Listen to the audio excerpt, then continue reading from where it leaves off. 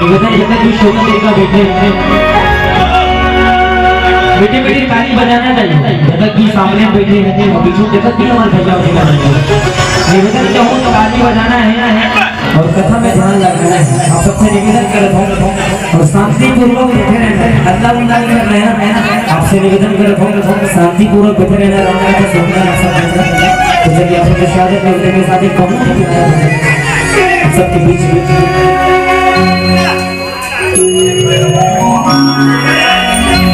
आरूप चंदन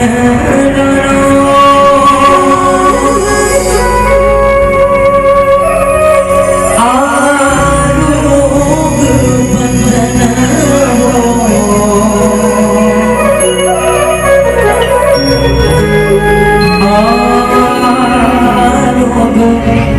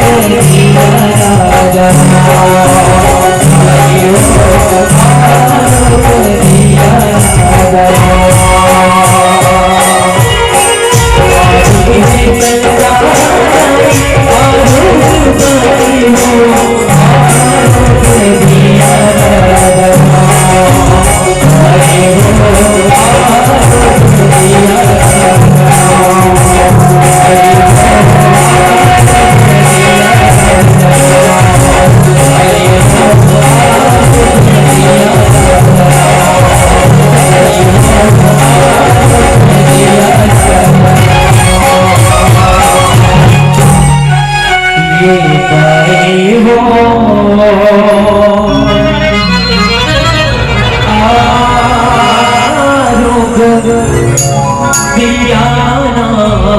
जला